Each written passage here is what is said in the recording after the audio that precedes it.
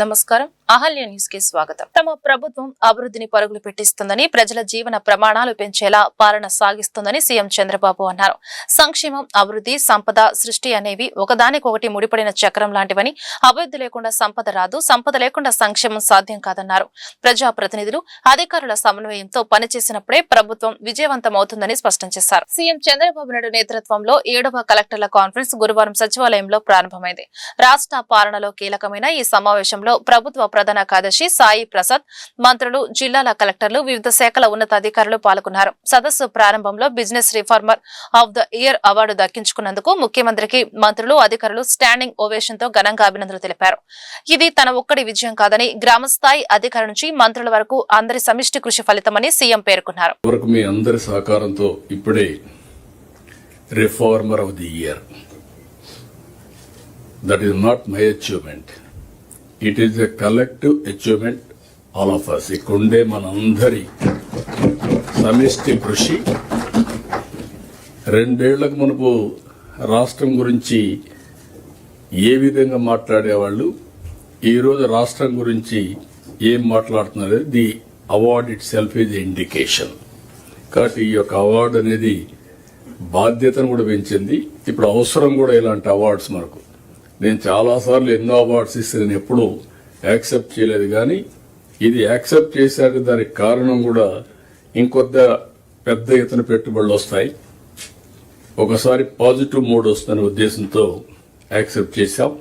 మరొకసారి దీనికి సమిష్టి కృషి చేసిన ఇటు క్యాబినెట్, ఇటు secretaries, not only secretaries, last మైల్లో పనిచేసిన చివరి వరకు, ఒక గ్రామ స్థాయిలో పనిచేసిన అధికారి వరకు అభినందిస్తున్నా.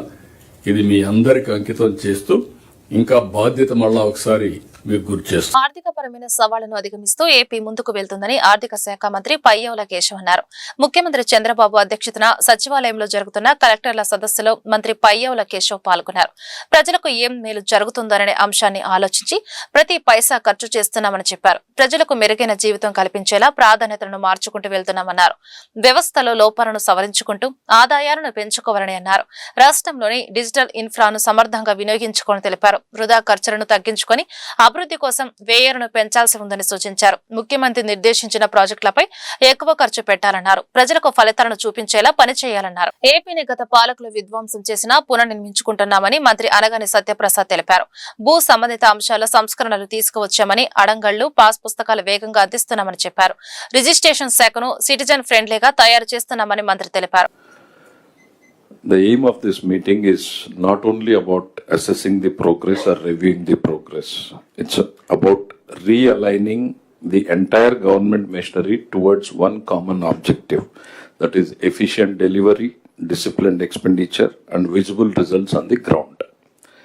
As Finance Minister, my message is very simple. Every rupee spent by the government must create value to the people. It is not about spend more, it is about spend better. Especially when the resources are limited.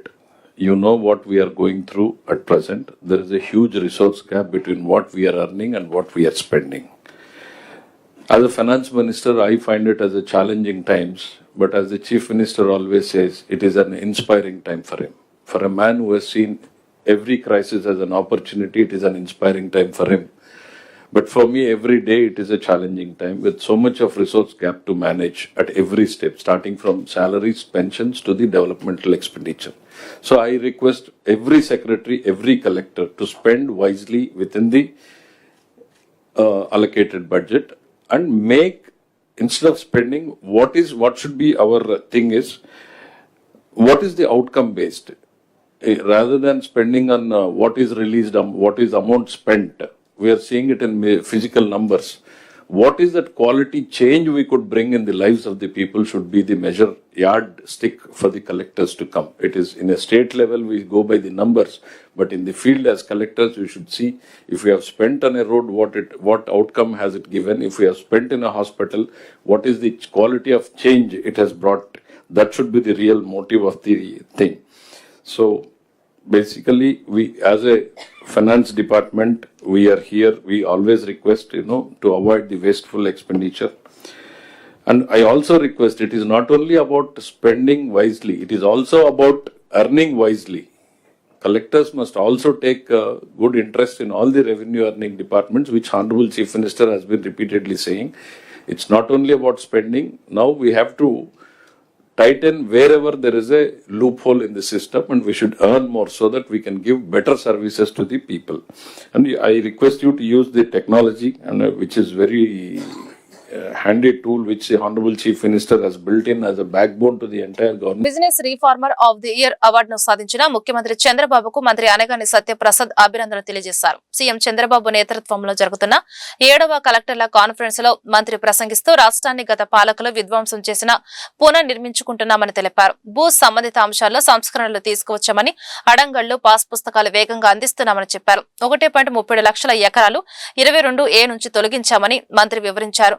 Registration శాఖను citizen ఫ్రెండ్లీగా తయారు చేస్తున్నామని మంత్రి తెలిపారు. Revenue registration సర్వీసులు ఒకటే platform పైకి తీసుకురావాలని నిర్ణయించామన్నారు. పేదలకు అసైన్ చేసిన ఇళ్ల పట్టాలు గతంలో 10 ఏళ్లు ఉన్నది, అది ఇప్పుడు 2 ఏళ్లకి చేసే విధంగా కూడా మేము కార్యాచరణ చేస్తా ఉన్నాం. దీనివల్ల పేదలకు ఎంతో తోడ్పాటుగా ఉంటుందని చెప్పేసి కూడా మేము తెలియజేస్తాను.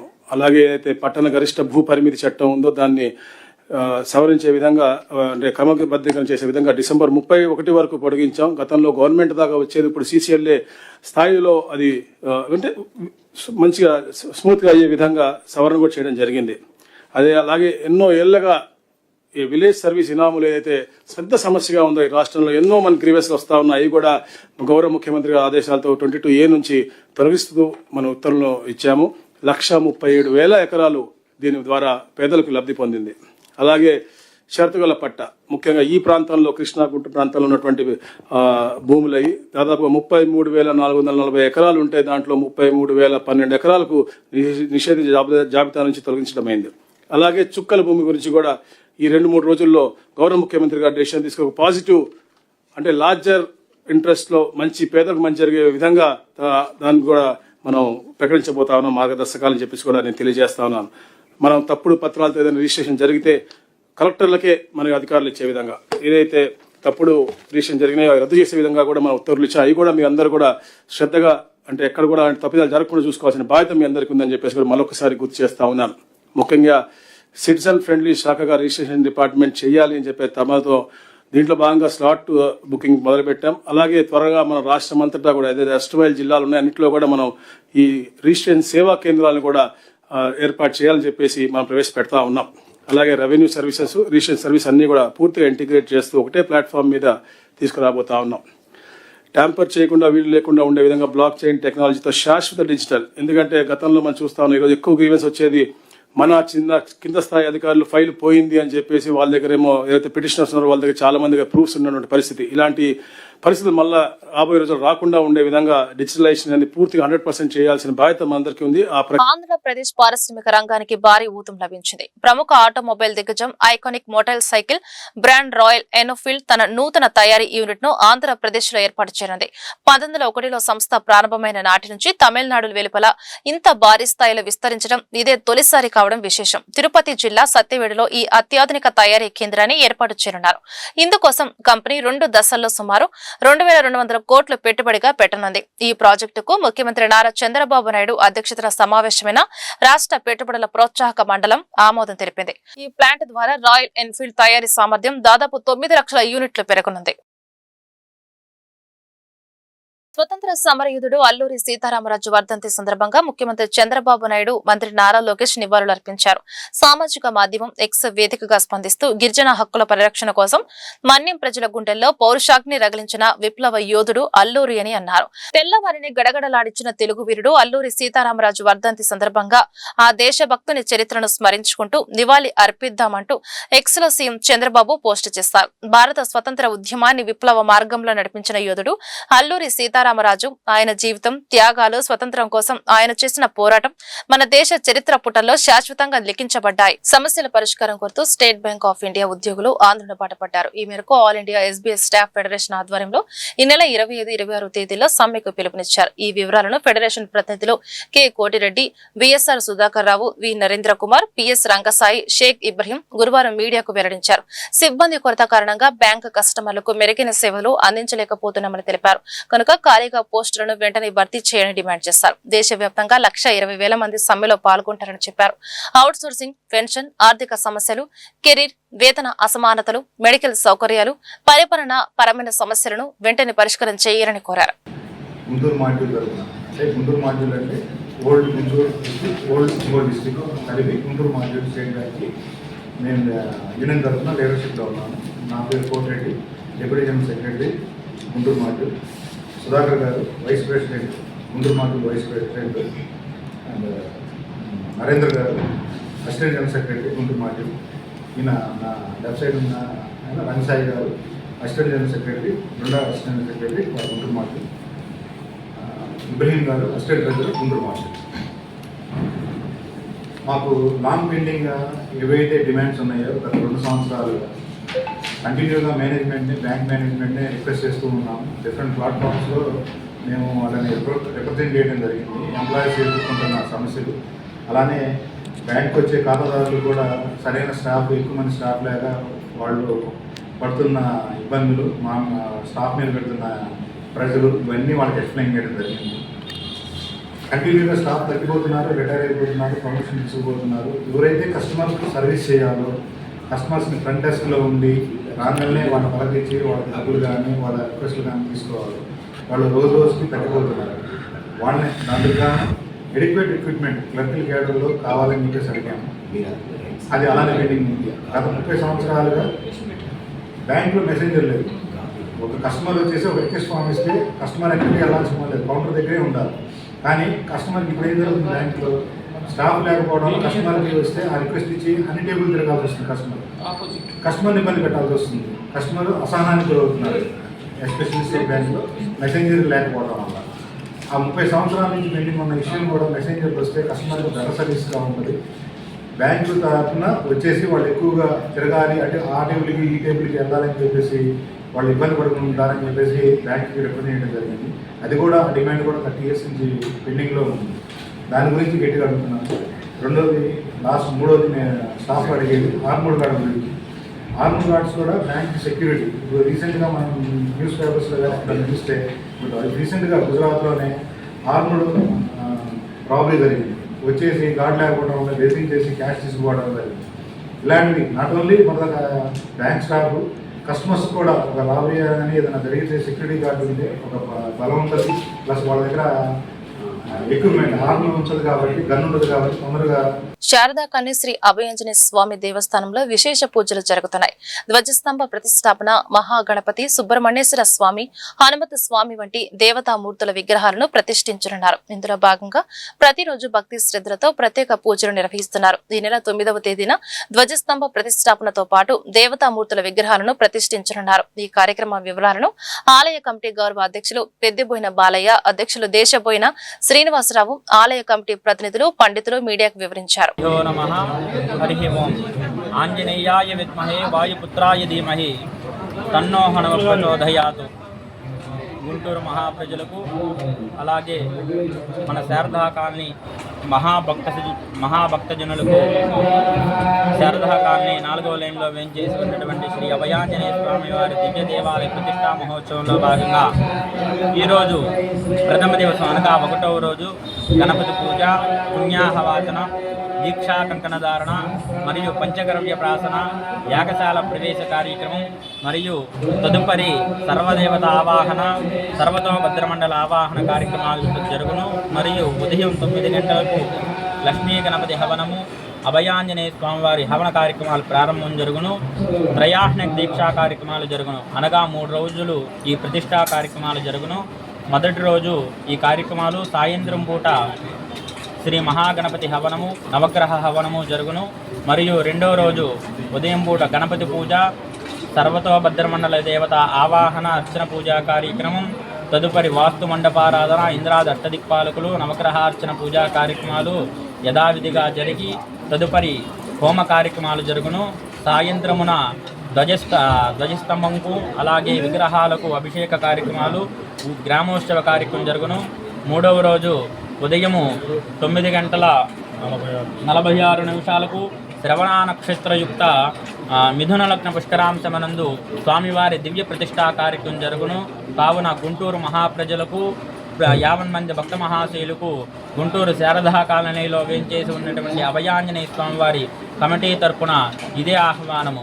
శుభం భవతు, శుభం భవతు, శుభం భవతు. శారదా కాలనీ 4వ లైను శ్రీ అభయాంజనేయ స్వామి దేవాలయంలో శ్రీ అభయాంజనేయ స్వామి దేవాలయ కమిటీగా ఏర్పడి మేమందరం శారదా కాలనీ పుర ప్రజలు ప్లస్ అట్లని మా కమిటీ వారి కుటుంబ సభ్యులు, శ్రేయోభిలాషులు, ఫ్రెండ్ సర్కిల్ అందరూ కలిపి ఈ ఆలయ అభివృద్ధి కోసం తోడ్పడుతూ ఉన్నాము. ఈ కార్యక్రమంలో భాగంగా ఈరోజు హోమాలతోటి ప్రారంభించుకొని రేపు 8వ తారీఖు సాయంత్రం 4:30 గంటలకు ధ్వజస్తంభం గ్రామోత్సవం నిర్వహిస్తున్నాము. అలానే 9వ తారీఖు ఉదయం 9:46 ధ్వజస్తంభ ప్రతిష్టా కార్యక్రమం, తరువాత స్వామివారి శిఖర కలశ స్థాపన ఏర్పాటు చేస్తున్నాము. శిఖర కలశ స్థాపన ఏర్పాటైన తర్వాత మహాకుంభాభిషేకం 500 మంది మహిళలతోటి మహాకుంభాభిషేకంలో పాల్గొనేటట్టు స్వామివారి గుడిపైకి మెట్ల మార్గం ఏర్పాటు చేసి ఉన్నాము. తరువాత కార్యక్రమం 11 గంటల నుంచి గొప్ప అన్న సంతర్పణ కార్యక్రమం. సుమారుగా ఒక 15,000 నుంచి 20,000 మంది వరకు ఈ శారదా కాలనీ చుట్టుపక్కల గ్రామాల నుంచి వచ్చే భక్తులకు అన్న సంతర్పణ కార్యక్రమం ఏర్పాటు చేస్తున్నాము. ఈ కార్యక్రమంలో శారదా కాలనీ పుర ప్రజలే కాకుండా బంధుమిత్రులందరూ, శ్రేయోభిలాషులందరూ ఈ కార్యక్రమంలో పాలు పంచుకొని ఆ స్వామివారి కృపా కటాక్షం పొందవలసిందిగా కోరుచున్నాము.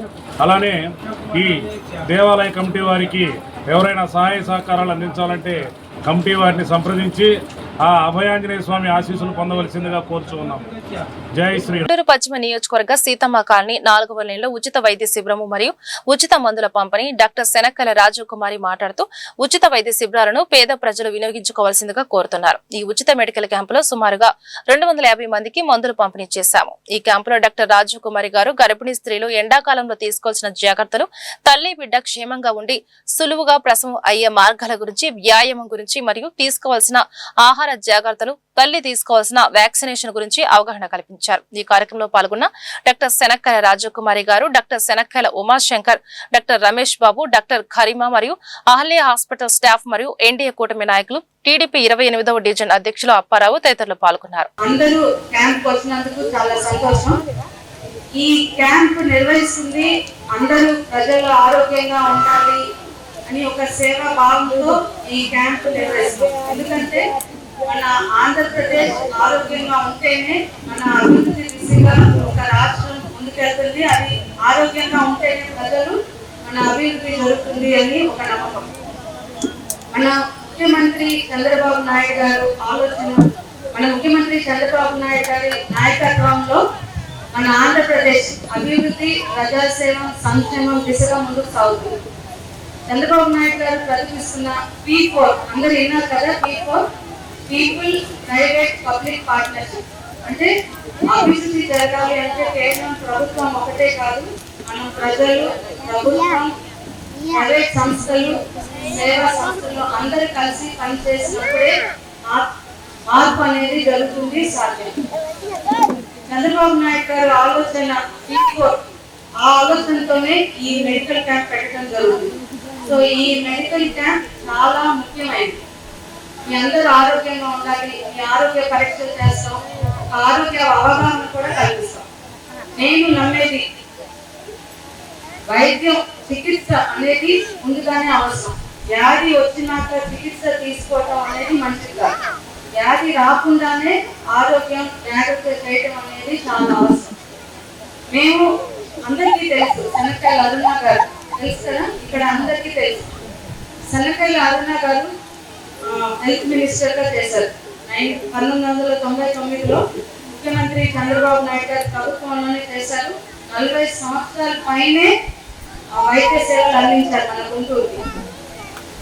డాక్టర్ ఉమాశంకర్ గారి ఆలోచనతో అహల్య ట్రస్ట్ పెట్టడం జరిగింది. మేము అహల్య ట్రస్ట్ 2013లో పెట్టాం. ఈ 2013 నుంచి ఎన్నో మెడికల్ క్యాంప్స్ చేసాం, చాలా ఉచిత మెడికల్ క్యాంప్స్ చేసాం. 1000 పైనే ఉచిత వైద్య సేవలు అందించాం ప్రజలకి. అలాగే కరోనాలో ప్రభుత్వం ఒక సహకారంతో వ్యాక్సిన్ ఉచితంగా వేసాం, రక్తహీనత పరీక్షలు చేసాం, క్యాన్సర్ కి సంబంధంగా స్క్రీనింగ్ ఉచితంగా చేసాం, అలాగే మహిళల ఆరోగ్యంపై అవగాహన కార్యక్రమాలు నిర్వహించాం.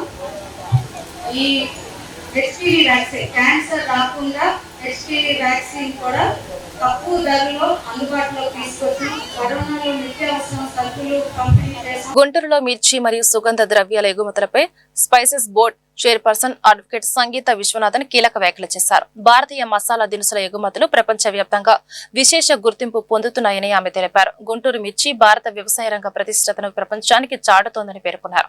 ప్రపంచవ్యాప్తంగా ఆర్థిక అనిశ్చితలు, సరఫరా సమస్యలు ఉన్నప్పటికీ భారత మసాలా ఎగుమతులు స్థిరంగా కొనసాగుతున్నాయని చెప్పారు. ప్రధాని నరేంద్ర మోడీ నాయకత్వంలో నాణ్యత, ట్రెసబిలిటీ, స్టేషనబిలిటీకి ప్రాధాన్యత పెరిగిందన్నారు. డిజిటలైజేషన్, మెరుగైన లాజిస్టిక్స్, రైతు కేంద్రిత పథకాలు, ఎగుమతిదారులకు మద్దతు వల్ల భారత మిర్చి కొత్త అంతర్జాతీయ మార్కెట్లోకి ప్రవేశిస్తుందని వెల్లడించారు.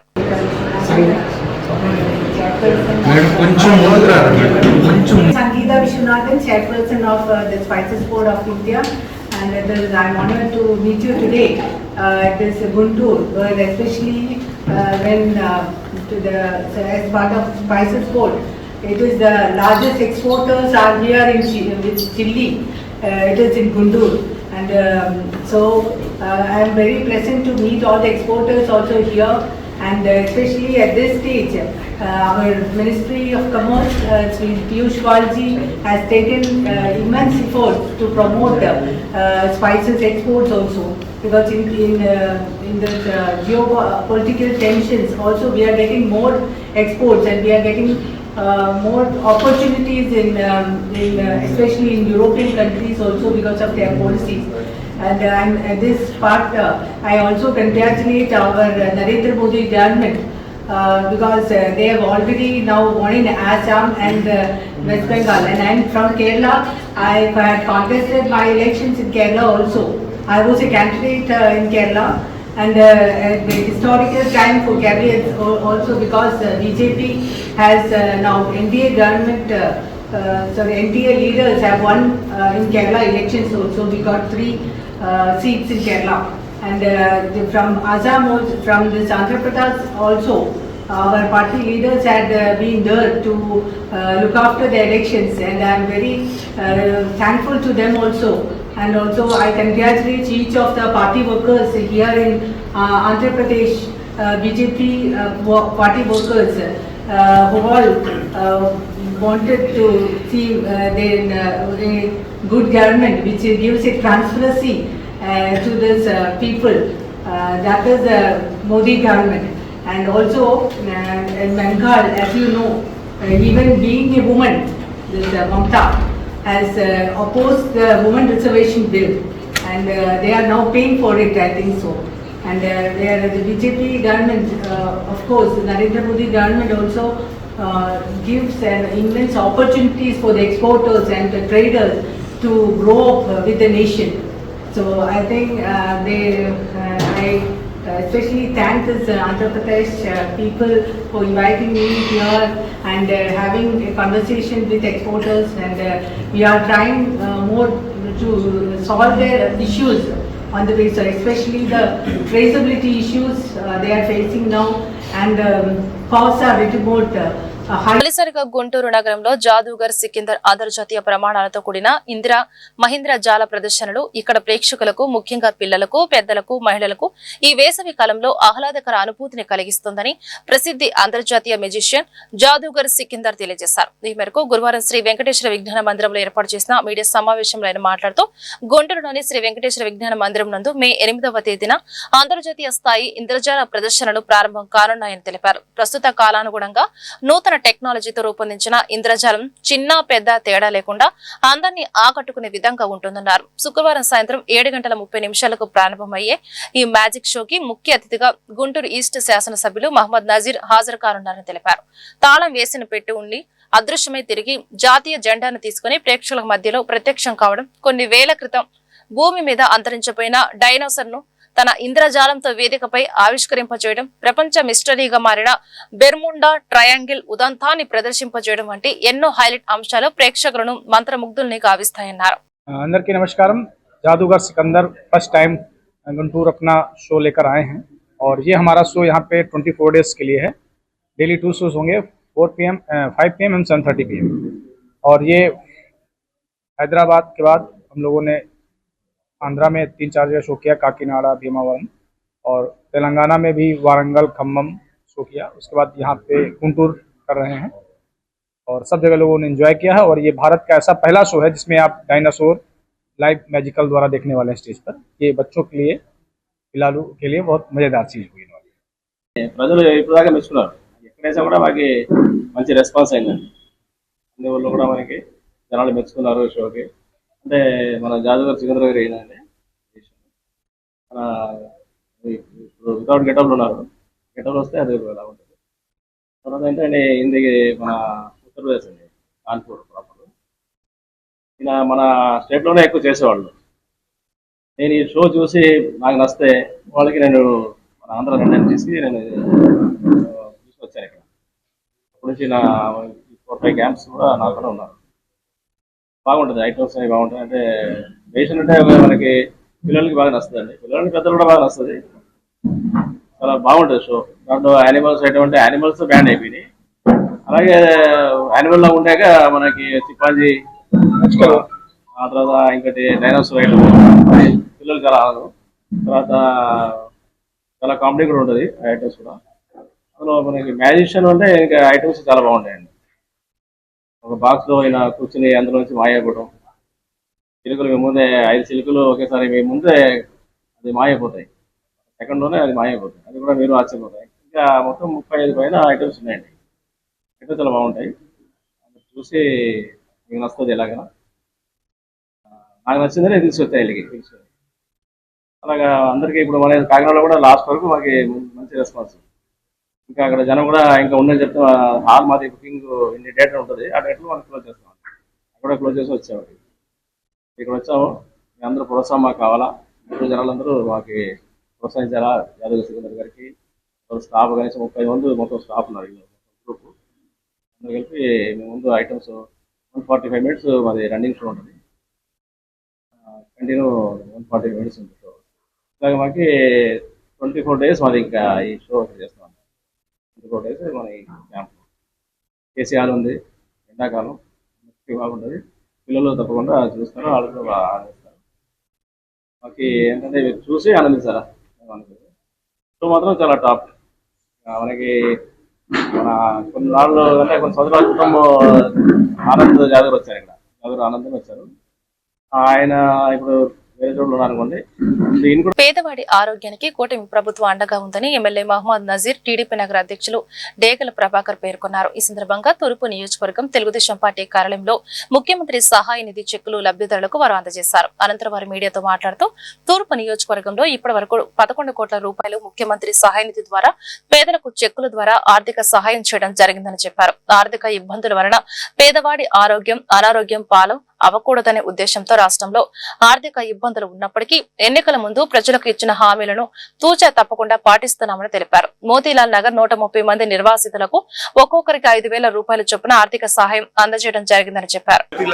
లాల్ నగర్ ప్రాంతంలో రైల్వే ట్రైన్ ను ఏర్పాటు చేయడానికి కొంతమంది అక్కడ నివసించేటువంటి పేదలు ఎటువంటి ఆధారం లేకుండా గత దశాబ్దాలుగా ఉంటున్నటువంటి వాళ్లకు అక్కడ ఇల్లు తొలగించాల్సినటువంటి పరిస్థితుల్లో వాళ్ళందరూ కూడా ప్రత్యామ్నాయంగా చౌడవరంలో ఉన్నటువంటి టిట్కో గృహాలను అందిస్తామని చెప్పినప్పుడు కూడా అది నగరం నుంచి దూరంగా ఉంటుంది, మేము వెళ్ళలేమని చెప్పేటువంటి ఆలోచనతో అదే ప్రాంతంలో అద్దె ఇళ్లలో ఉంటున్నటువంటి పరిస్థితులు ఉన్నాయి. వీళ్ళందరూ కూడా 90% మందికి ఇప్పటికే కొరనేపాడులో ఉన్నటువంటి లేఅవుట్లో ఇళ్ల స్థలాలు ఉన్నాయి. వాటిని వెంటనే 2 నెలల లోపల పూర్తి చేసి ప్రతి ఒక్కరు కూడా అందించేటువంటి కార్యక్రమంతో పాటు ఈ 2 నెలల కాలంలో అద్దెకి ఉండేటువంటి వాళ్ళకి ఒక చిరు సహాయంగా ఒక 5,000 రూపాయలు దాదాపు 130 కుటుంబాలకి ఈ రోజు వరకు ఇవ్వడం జరుగుతూ ఉంది. తప్పకుండా ప్రతి ఒక్కరు కూడా సోదరుడిగా ఈ ప్రాంతంలో పుట్టి పెరిగినటువంటి వ్యక్తిగా శాసనసభ్యుడిగా ఎక్కడ ఇబ్బంది లేకుండా వాళ్ళకి ప్రత్యామ్నాయ ఏర్పాట్లు చేయడంతో పాటు వాళ్ళకి ఎప్పుడుగా కూటమి ప్రభుత్వం, కూటమి నాయకత్వం, అలాగే క్షేత్రస్థాయిలో ఉన్నటువంటి కూటమి నాయకులందరూ కూడా అందుబాటులో ఉంటాం. ఎటువంటి సమస్యలు వచ్చినా తప్పకుండా వాళ్ళ పక్షాన్ని నిలబడి వాళ్ళకు కావాల్సినటువంటి సహాయ సహకారాలు అందిస్తామని చెప్పి కూడా ఈ సందర్భంగా తెలియజేస్తాం. ప్రతి పేదవాడికి సహాయ సహకారాల ఉద్దేశంతో ఏదైతే నారా చంద్రబాబు నాయుడు గారు కోరుకున్నారో ప్రతి ఒక్కరు కూడా అండదండగా ఉంటామని చెప్పేసి ఆ రోజున ఎలక్షన్ ఏదైతే మాట ఇచ్చారో మాట తప్పకుండా ఈ రోజున గుంటూరు నియోజకవర్గంలో, ఈస్ట్ నియోజకవర్గంలో ఎమ్మెల్యే గారు చొరవతోటి ప్రతి ఒక్కరికి కూడా ఈ రోజున సీఎం రిలీఫ్ ఫండ్ కానీ అలానే మరి రైల్వే బ్రిడ్జ్ దగ్గర మరి నిర్వాసితులైనటువంటి మోతీలాల్ నగర్ వాళ్ళకి ఈ రోజున ఎమ్మెల్యే గారు ఆయన స్వయంగా అక్కడ కొంత డబ్బులతోటి చిరు సాయం చేయాలని ఒక ముఖ్య ఉద్దేశంతో పేదలకు అండగా ఉంటానని చెప్పేసి వాళ్ళకి ఏ ఇబ్బందులు వచ్చినా కానీ నేను ఉన్నా అని చెప్పేసి వాళ్ళకి భరోసా ఇచ్చే విధంగా ఈ రోజున ప్రతి ఒక్కరికి కూడా మరి 5,000 రూపీస్ మరి ఇక్కడ రెంట్కుండే వాళ్ళకి ఎంతో కొంత ఉపయోగపడతాయని చెప్పేసి ఒక ఉద్దేశంతో మరి మంచి చేయాలని ఉద్దేశంతో మంచి ప్రభుత్వం మంచి చేస్తుందని చెప్పేసి ఈ రోజున అజీర్ గారు మరి సదుద్దేశంతో ప్రతి ఒక్కరు కూడా అండగా ఉంటారని చెప్పేసి ఈ నియోజకవర్గంలో ప్రతి పేదవాడికి సీఎం రిలీఫ్ ఫండ్ కానీ అభివృద్ధి కార్యక్రమాలు కానీ అనేక రకాలుగా ఈ రోజున అభివృద్ధి జరుగుతుందంటే ఈస్ట్ నియోజకవర్గంలో ఒక మన ఎమ్మెల్యే గారి బ్రాండ్ అని చెప్పేసి ప్రతి ఒక్కరు కూడా తెలియజేస్తూ ప్రతి పేదవారికి కూడా మేమున్నాము, నేనున్నాను అని చెప్పేసి విధంగా ప్రతి ఒక్కరు కూడా ఏ రకమైన ఇబ్బంది ఉన్నా కానీ ఈ రోజున వాళ్ళు నిర్వాసితులైతే మరి వాళ్ళకి వేరే చోట కూడా వాళ్ళకి పూర్తిగా సహాయ సహకారం అందిస్తామని చెప్పేసి వారికి అండదండలు ఇస్తూ ఈ రోజున చిరు సహాయం అందిస్తున్నటువంటి మన ఎమ్మెల్యే గారికి అలానే ఇటువంటి మంచి కార్యక్రమాలను ప్రజలకు తీసుకొచ్చి ప్రజలకు అండదండగా ఉన్నటువంటి నారా చంద్రబాబు. ఈ వార్తలు ఇంతటితో సమాప్తం. నమస్కారం.